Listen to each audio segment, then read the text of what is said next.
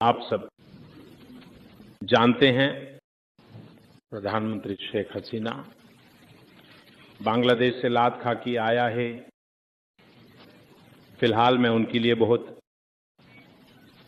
मुसीबत में हूं कि मैं उसे समझ नहीं पा रहा हूं। वह यहां आया और मेरी गर्दन पर बैठ गया। करूंगा मैं उसकी, मैं अब उसे फेंक भी नहीं सकता। अब उन्होंने कहता है कि मुझसे प्यार करता है। आप लोग ही कह दो, हम मेरी उम्र प्यार करने की है। इस बेटी का नियत खराब है।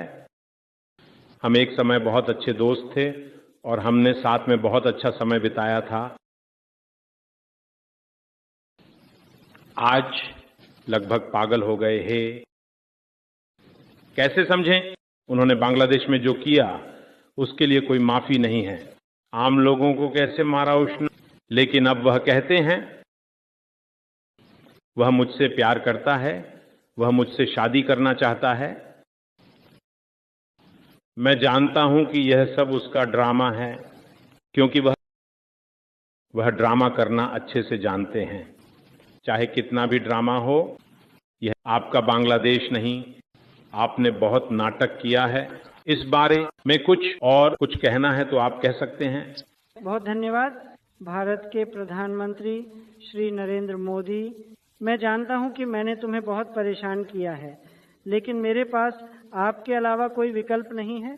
अब तो तुम ही मेरा एकमात्र रास्ता हो। मैं यहीं रहूंगी, चाहे आप मुझे कितना भी कठोर समझें। मैं यहाँ आपके साथ बहुत सुरक्षित महसूस करता हूँ। मैं आपके चरणों में तब तक यहीं रहूंगा जब तक मैं अपने पिता के देश बांग्लादेश नहीं लौट जाता। चाहे आप मुझे कितना भी नाटककार समझें, मैं तब तक खेलना जारी रखूंगा जब तक मैं दोबारा अपने बांग्लादेश नहीं लौट जाता। मुझे कुछ नहीं चाहिए, बस मुझे अपने चरणों के पास थोड़ी सी जगह दे दो। मैं अपने आप को धन्य मानूंगा।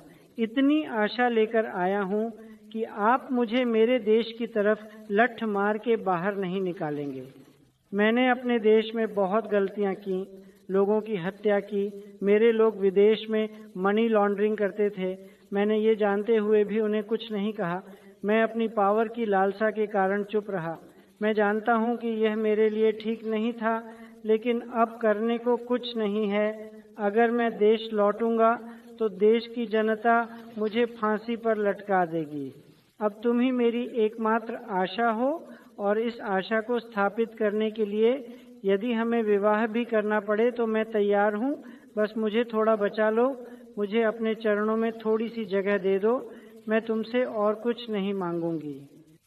लेकिन अगर मैं फिर से एक बार बांग्लादेश लौट सकता हूँ तो मैं आपका कर्ज कभी नहीं भूलूंगा, और जिन्हें मैं इस रास्ते पर पहुँचाया और जिनके लिए मुझे आज आपके चरणों में रहना पड़ा है, उन्हें नहीं छोड़ूंगा। मैं एक एक करके पकड़ूंगा और मार डालूंगा। वह देश मेरे पिता का देश है। ये शेख हसीना का वादा है।